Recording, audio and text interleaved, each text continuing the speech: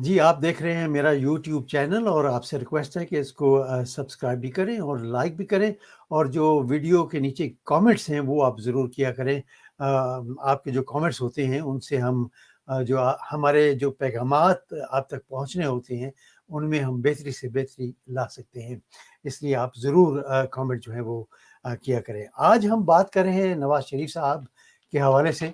नवाज़ शरीफ साहब जो हैं उनको वर्दी और वर्दी वालों से बहुत पुराना प्यार है और ये जो तस्वीर है इसको आप देखें और आप अंदाज़ा करें कि इनको किस ज़माने से वर्दी से प्यार था। वर्दी और वर्दी वालों से ये इनका प्यार बहुत पुराना है। लेकिन जब तक वर्दी वाले इनके कहने पे चलते रहे तब तक जो इनका प्यार है वो चलता रहता है। और अदालतों का भी यही आलम है, जब तक जस्टिस क़य्यूम जैसे जो लोग हैं वो इनकी जेब में हैं, तब तक इनको अदालतों से भी प्यार है। लेकिन अब वक़्त जो है वो बदलता जा रहा है। नैब का जो इदारा है उसको भी बड़ी प्यार की नज़र से देखते हैं। जब तक इनके अपने चौधरी कमर ज़मान साहब नैब के चेयरमैन हों तब तक। बस जब तक इनके इशारों पर अदारे जो हैं वो नाचते रहें, सब अच्छा है। लेकिन अब वक़्त बदल गया है। अस्करी क़यादत जो है वो ये कह रही है इनको बार-बार कि आप अपने जो सियासी मामलात हैं उनको पार्लियामेंट में सेटल कीजिएगा और जो अदालतों के मामलात हैं वो अदालतों में सेटल होंगे, हमें इनमें ना घसीटें। लेकिन इसके बावजूद जो मुलाकातें हैं वो हो रही हैं। अब ये जो 16 तारीख को मुलाकात हुई थी, इसमें बहुत सारे लीडरान जो हैं अपोज़िशन से भी जो हैं वो शामिल थे और जो हुकूमती अरकान हैं वो भी शामिल थे। ये जो मतलब मुलाकात है ये किसके कहने पर हुई थी? क्या आर्मी वालों ने इनको इनवाइट किया था या ये जो सियासतदान हैं इन्होंने आर्मी वालों को इनवाइट किया था? इस पर भी हम आज पूछेंगे इफ्तिख़ार भाई से कि ये क्या मसला है कि किसने इनवाइट किया था और क्या हमारा आइन जो है वो किस चीज़ की इजाज़त देता है? क्या जो सिविलियन हुकूमत है वो अगर बुलाए तो आर्मी वालों को आना चाहिए और अगर ना बुलाए तो आर्मी वाले जो हैं उनको मुदाखलत नहीं करनी चाहिए। इसी तरह अगर आर्मी जो है वो रिक्वेस्ट करे सिविलियन हुकूमत से कि हम मिलना चाहते हैं, तो इजाज़त देता है आइन या कि जब भी वो क्या कहते होते हैं कि डंडा जो है वो लहराया जाए तो ये सारे सियासतदान जो है दौड़ते चले जाते हैं। बहरहाल जब मुलाकातें होती हैं तो जब इनके मकासद हल नहीं होते तो फिर ये जो तीर हैं वो बरसाना शुरू कर देते हैं तमाम अदारों पर। क्या अदालतें और क्या जो हमारी अस्करी क़यादत है उस पर भी।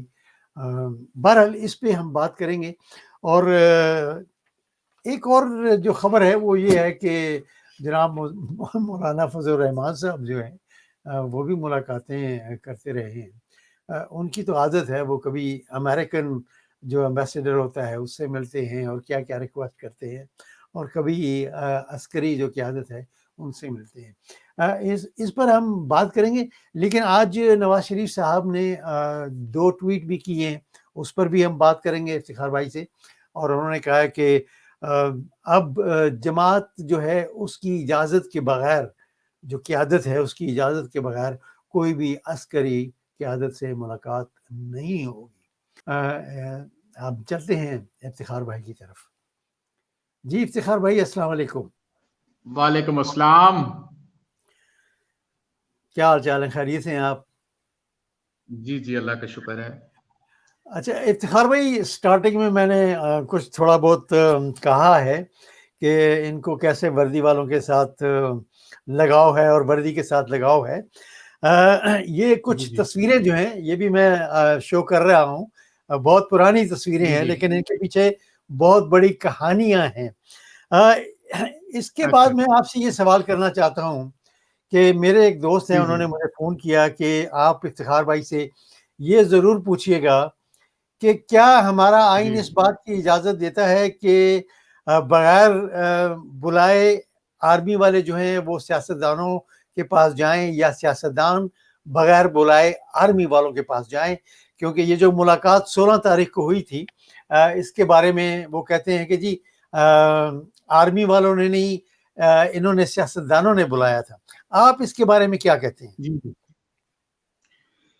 जी, कैसा बात ये है, मैंने दोनों इनकी तरफ से बात हुई है मेरी, मतलब पिंडी वालों से भी बात हुई है और सियासतदानों से भी बात हुई है। असल में ये कहीं भी ये नहीं कहा जाता कि प्राइवेट लेवल पर आप किसी से मिलना ठीक नहीं है या आप नहीं मिल सकते। वो आर्मी चीफ है आपके मुल्क के, वो है। मेरी भी मुलाकात हो सकती है जाके, मैं भी मिल सकता हूँ। वो रा के वो चीफ नहीं है, वो इंडियन आर्मी के चीफ नहीं है, वो पाकिस्तान आर्मी के चीफ हैं और वो उनसे मुलाकात कर सकते हैं। तो ये शेख रशीद साहब का भी ये मतलब कहना है, लेकिन असल में प्रॉब्लम होती है छुप कर मिलना।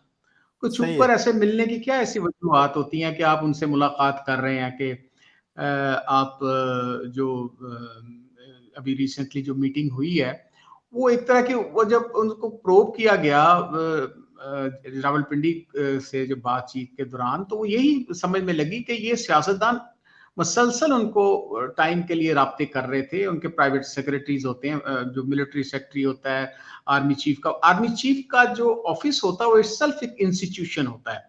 तो वो ये नहीं है कि जी सिर्फ इनपुट जो है वो सियासतदानों को दे रहे हैं। और आपको याद होगा कि पार्लियामेंट में भी जाके आर्मी चीफ जो है वो सवालों के जवाब देते रहे हैं पिछले दौर में भी। अभी भी वो जो जरदा रब्बानी के जब चेयरमैन थे। तो कहने का मकसद ये है कि ये को मिलना कोई बुरी बात नहीं होती, लेकिन असल में वो छुप कर मिलना और फिर आगे से क्लेम करना कि हम आर्मी को देखें, ये क्यों बात आप कर रहे हैं। ये स्पीच हुई थी एपीसी पे, ये नवाज शरीफ की, जिसमें उन्होंने डायरेक्ट जो है आर्मी पर और आईएसआई पर इल्जामात लगाए हैं। बल्कि वो जो नैरेटिव था मूडी का, वो उसने अडॉप्ट किया था। फिर आपने ये जो तस्वीरें अभी दिखाई हैं, वो वर्दी के साथ शौक था, तो मियाँ साहब जो हैं वो ये वर्दी में नजर आ रहे हैं। ये सिविल डिफेंस की वर्दी है। ये मतलब जिसका अख्तियार ही कोई नहीं होता, ये डंडा पकड़कर मोहल्ले में फिर रहे होते हैं। तो वो आप देखें मियाँ साहब वर्दी में बैठ रहे हो, साथ आपको शहबाज शरीफ साहब खड़े नजर आ रहे हैं, और साथ जो है इनके मेंटोर जनरल जिलानी, जो उस वक्त गुलाम जिलानी साहब जो गवर्नर थे, तो वो on behalf of general Ziaul हक, आपने दूसरी तस्वीर भी देख रहे हैं जहाँ मियाँ शरीफ साहब जो है जनरल जियाउल हक से साथ मुलाकात कर रहे हैं, और पीछे आपको नवाज शरीफ साहब नजर आ रहे हैं। तो ये उस वक्त की बात है जब ये इंट्रोड्यूस करवा रहे थे। तो ये जो बैकग्राउंड में इसलिए बता रहा हूं कि इनकी जो परवरिश है, यानी पॉलिटिकल परवरिश है, ये जर्नैल जो है उन्हीं के पौधों से शुरू हुई है। और अब जब ये बात की है उन्होंने मियाँ साहब ने कि ये जर्नैल जो हैं ये मतलब सिविल हुकूमतों के साथ इस तरह का सलूक करते हैं, इनको अपने औकात में रहना चाहिए और सिविल मामलात में दखल नहीं देना चाहिए। तो ये जो कहने का मकसद ये है कि ये जो गुफ्तगू हुई है उससे ये तमाम चीजें अराइज हुई। फिर जब मुझे ये लगता है ये डेलिब्रेट लीकेज हुई है, ये जो खबर पहले नहीं थी। देखें, यस, उन्होंने कहा कि जुबैर जो है, जो मरियम का नुमाइंदा है, वो अगस्त के आखिरी हफ्ते, ये DGISPR कह रहे हैं, जनरल इफ्तिखार बाबर, कि वो आखिरी हफ्ते में वो मिले हैं अगस्त के जुबैर साहब, और फिर 7 सितंबर को जुबैर साहब मिले हैं। और मौजूए सुखन जो था वो क्या था कि मरियम नवाज और नवाज शरीफ। अब जाहिर है इनके बारे में क्या गुफ्तगू हुई होगी कि इन दोनों ने फिल्मों में काम करना है। ऑब्वियसली इनके जो मसाइल हैं उन्हीं पर बात होनी है। और मसाइल क्या हैं कि मियाँ साहब का जो क्या कहते हैं तलवार लटक रही है मुजरम की हैसियत से, उनकी को माफी तलाफी का कोई सिलसिला निकाला जाए। और इसी तरह मरियम का भी, वो भी तो मुजरम है, वो जमानत पर है, उनका भी कोई माफी तलाफी का सिलसिला किया जाए। और फिर जो है वो उसको क्या कहते हैं, उस पर कहा यह गया बाद में भी, जो एपीसी भी हुई थी, वो एपीसी जो लीकेज क्यों की गई थी, इस पहले हुई है मियाँ साहब के बयान से। उन्होंने कहा कि जनाब ये जो आपके मामलात हैं वो जो अदालती मामलात हैं या मियाँ साहब के आना जाना या उनके जो नैब के केसेस हैं, तो वो आर्मी का कोई रोल नहीं है। आर्मी का रोल सिर्फ ये है उनको सिक्योरिटी फराहम करना और इनपुट देना। वो जो हमारा प्राइम मिनिस्टर कोई भी होगा, इमरान खान तो एक नाम है ना, तो प्राइम मिनिस्टर जो भी होगा कॉन्स्टिट्यूशन के मुताबिक हम उनको सपोर्ट करेंगे, उनकी जो इनपुट जो चाहिए होगी हम देंगे। तो लिहाजा उन्होंने इनकार कर दिया मरियम को और नवाज शरीफ को किसी किस्म की वो फैसिलिटेट करने के बाद। सही। अब जो बात हुई है, नवाज शरीफ ने जो स्पीच की थी, इन दोनों को जब एपीसी के हवाले से जो नो हुई है बात पीछे, यानी एपीसी से पहले जो नो हो चुकी थी, इन सारे जो 15 लोग मिले थे और उससे पहले 2 दफा जुबैर साहब मिले थे, उन दोनों को जब नो अच्छा, हुई तो उसके बाद अब नवाज शरीफ का रवैया। जी जी, जी अब इफ्तिखार भाई, आज 2 ट्वीट्स जो हैं वो नवाज शरीफ साहब ने किए हैं और उन्होंने कहा जी कि बिल्कुल जमात जो है उसकी इजाजत के बगैर कोई भी उनसे मुलाकात ना करे। इसको आप कैसे देखते हैं? देखें, इससे पहले भी ये ऐसे कहते थे कि मैं इस्तीफा नहीं दूंगा, अगले दिन इस्तीफा दे दिया था, फिर जमात नहीं मिलती, ये वही बातें कर रहे हैं जो जुबैर साहब फिर मिलने के लिए क्यों भेज दिए थे, और फिर ये वो गेट नंबर 4 अल मशहूर जो है उधर से वो बुर्का पहन के क्यों जाते थे फिर ये। और ये जो आपको तस्वीरें देख रहे हैं, ये इनका मकसद क्या था? अब जितनी भी इनको इक्तदार मिले, बेनजीर के खिलाफ जो इक्तदार मिला है, ये जाहिर है कि उनके साथ मामला तय कर कर आते थे और उनको बेनजीर के खिलाफ गुफ्तगू होती थी, आर्मी के साथ ही गुफ्तगू होती थी। फिर ये जो क्या कहते हैं जनरल कियानी थे, जो एनआरओ का सिलसिला था, वो भी जनरल कियानी ने जो है वो तय करवाया था। तो ये बिल्कुल मैं समझता हूं कि आर्मी का कोई रोल नहीं होना चाहिए पॉलिटिक्स में, लेकिन जब आप लोग अपनी जो दौलत और इक़्तिदार के हासिल करने के लिए आप कुछ भी करने को तैयार होते हैं, तो आपका क्या ताल्लुक है? अगर चले आर्मी चीफ आपको बुलाते भी हैं, आप कहेंगे इसको पार्लियामेंट में जाए। अच्छा, हुआ ये है कि आर्मी चीफ ने ये कहा था कि आप पार्लियामेंट की कोई कमेटी बनाएं, तो और उस कमेटी में जाकर आप ये इलेक्शन रिफॉर्म्स की बात करें। अच्छा, अब वो जब अगले दिन या उसके अगले दिन जो है वो बात हुई कमेटी के हवाले से, जो उन्होंने बुलाया जाना था, इनको इनविटेशंस दिए गए थे, इनमें से एक शख्स नहीं आया, ठीक है ना। आर्मी चीफ की तरह तो भाग कर गए थे ये सारे। और उस वक्त भी जो बिलावल ने ये कहा था, जो बाद में चीख रहा था बिलावल, कि जी हमें जो है इनकी डिक्टेशंस नहीं लेनी चाहिए, ये नहीं करना चाहिए, तो वो फिर बताया गया कि बिलावल साहब ने जो क्या कहते हैं गारंटी मांगी थी, वो जनरल फैज अमीर से मांगी थी। वो सिविलियन जो हमारा सेटअप है या पार्लियामेंट का जो सेटअप है, उसको तो वो तस्लीम ही नहीं कर रहा था। तो वो जो असल पावर वो कहते हैं कि लाइज इन आर्मी चीफ हो, तो ये जाहिर है कि बिलावल साहब जो है और दोनों नवाज शरीफ जो है या मरियम नवाज है, वो भी कई दफा उनकी मीटिंग्स के तलब कर चुकी हैं, और बल्कि ये भी कहा जा रहा है कि लाहौर में कई दफा एमआई और आईएसआई के ऑफिसर्स के साथ वो मिलती रही हैं। तो ये मुझे लगता है कि ये डेलिब्रेट लीकेज हुई है कि जो अच्छा, ये इन्होंने आर्मी के खिलाफ। फजल रहमान साहब जो हैं उनकी भी मुलाकात का बड़ा शोर है, क्योंकि शेख रशीद साहब ने कहा है जी कि अगर वो इनकार करते हैं तो मैं उनको टाइम भी बताऊंगा और दिन भी बताऊंगा। इसके बारे में आप क्या, कि मौलाना फजल रहमान जो हैं वो किस किस्म की सियासत जो है इस वक्त खेल रहे हैं? देखें जी, जो फाटा था उसमें मौलाना फजल रहमान एक कैरेक्टर था, जिसे नवाज शरीफ, वो अचकजई, महमूद अचकजई और ये फजल रहमान, ये तीनों अपोज कर रहे थे merger of Phata with KPK. और उस वक्त भी आर्मी चीफ के साथ इनकी मुलाकात हुई थी। तो उसके अलावा भी एक मीटिंग अलहदा हुई है, जो आज शेख रशीद ने भी कहा है, 1-to-1 मीटिंग भी हुई है इनकी जनरल बाजवा के। जनरल बाजवा नॉर्मली वो ये आर्मी की है वो नहीं बताते, लेकिन मुझे ये लगता है कि अब जब उन्होंने आर्मी के खिलाफ इतनी वो शिद्दत के साथ बदतमीजी की हद तक बात की है, तो मिलिट्री फिर जाहिर है कि उन्होंने एक्सपोज करना शुरू कर दिया कि भाई ये ऐसी बात भी नहीं है कि आर्मी के हमसे मुलाकात नहीं करते थे। आज जो स्पीच है फजल रहमान की, वो इंतहाई अहम है और आई ओपनिंग है, जो इवन मिलिट्री एस्टेब्लिशमेंट के लिए। तो ये एक तो शेख रशीद ने एक्सपोज कर दिया फजल रहमान की मीटिंग जो है इनके साथ। दूसरा, आज उसने कहा है कि जिस तरह अफगानिस्तान जो है, क्योंकि उनको नैब की तरफ से नोटिस आ चुका है, जिसको माने वो कहते हैं मैं 20 लाख लोग लेकर नैब की पेशी अटेंड करूंगा, ये उनकी खाम ख्याली है, ठीक है ना। अभी भी वो कहते हैं कि मेरा कोई कारोबार नहीं है। अगर कारोबार नहीं है तो ये जो इनकी पजारोज हैं और इनके जो घर हैं और ये जो नोट कमा रहे हैं, कहां से कमा रहे हैं? तो नैब ने इनको नोटिस जारी किया। तो उन्होंने जो स्पीच आज की है, उन्होंने ये कहा है कि जिस तरह अफगानिस्तान को तख्ता मश्क बनाया गया था यूएसएसआर की जंग में, ये अमेरिका और उसके एलाइज की तरफ, और अफगानिस्तान को तबाह कर दिया गया था, तो इसी तरह चाइना अब ये चाह रहा है कि पाकिस्तान को इस्तेमाल किया जाए, ये तो यानी उसी तरह जिस तरह अफगानिस्तान को इस्तेमाल किया गया, यानी जो इन्फ्लुएंस है अमेरिका का वो उसको खत्म किया जाए। और इस सिलसिले में चाइना ये चाहता है कि पाकिस्तान और इंडिया की आपस में लड़ाई हो जाए। तो वो आप क्या समझते हैं, आप क्या समझते हैं इफ्तिखार भाई कि इस किस्म का बयान जो है वो सी पैक जो है उस पर क्या असरात जो हैं वो मुरतब करेगा? असल में यही शेख रशीद भी कह रहा था कि ये फिरका वराना फसादात भी करवाने के चक्कर में, हमने आपको याद है कि पिछला एक प्रोग्राम किया था मुहर्रम में कि हमें खदशा है कि ये जो है कुछ लोग जो हैं ये फिरका वराना फसादात करवाने के चक्कर में हैं। तो डीजीआईएसआई और हम आर्मी चीफ जो है बहुत विजिलेंट हों, ज़ाहिर है वो हमसे ज्यादा विजिलेंट होंगे, लेकिन ज़ाहिर एक बीइंग जर्नलिस्ट जो है, या जो हम फोर्स ही कर रहे थे, और कुछ इवेंट्स हुए थे जिसमें इस्लामाबाद में बंदे पकड़े गए थे, और फिर और भी फेसबुक और ये उनको ऐसी चीजें उभारी जा रही थी कि लोग शिया सुन्नी आपस में फसाद करते हुए नजर आ रहे थे।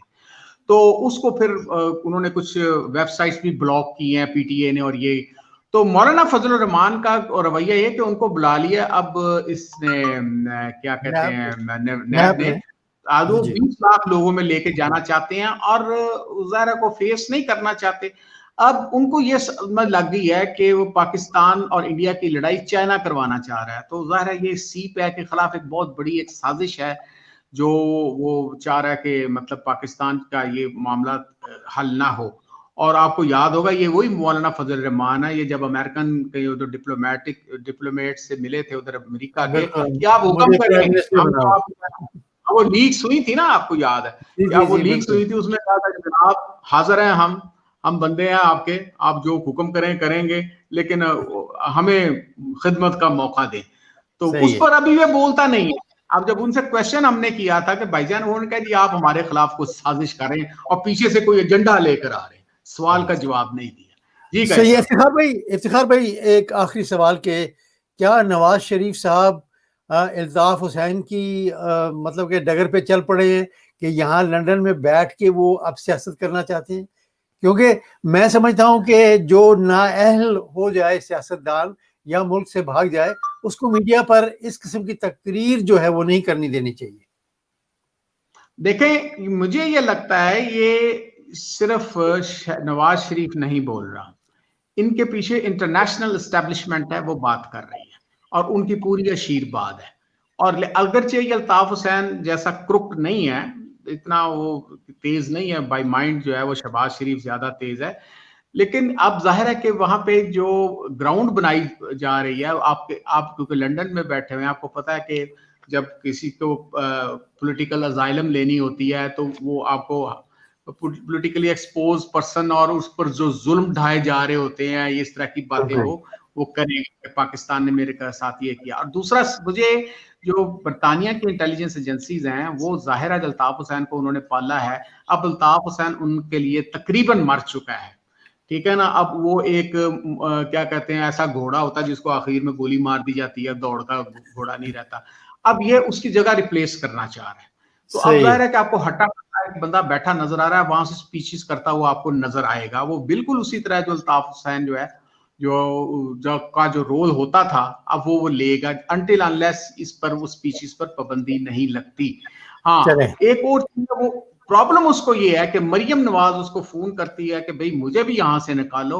अब इमरान खान मेरा ख्याल थोड़ा सा अक्लमंद हो गया है, वो मेरा ख्याल इनको मरियम को इस तरह ईसीएल पे ही रखा हुआ है, वो बाहर नहीं जाने देगा, अगरचे उसने शहबाज शरीफ की सारी सियासत जो है, फ्यूचर की सियासत जो है वो तबाह कर दी है। चले ठीक है इफ्तिखार भाई, बहुत बहुत शुक्रिया आपका, थैंक यू वेरी मच। और उम्मीद करते हैं कि हमारे सियासतदान और हमारी अस्करी क़यादत जो है वो ये सब मिलकर मुल्क के लिए काम करें। आपका बहुत बहुत शुक्रिया, thank you very much. Welcome sir, welcome. अल्लाह हाफिज जी। अल्लाह हाफिज जी। यही था आज का पैगाम, और उम्मीद करते हैं कि आपने वीडियो देखी, आपको काफ़ी इन्फॉर्मेशन मिली होगी। लेकिन मेरा तो सवाल वही है कि हमारी आवाम जो है वो अपनी आंखें और अपनी सोच जो है वो कब खोलेगी और कब अपना वोट जो है वो सही तरीके से इस्तेमाल करेगी।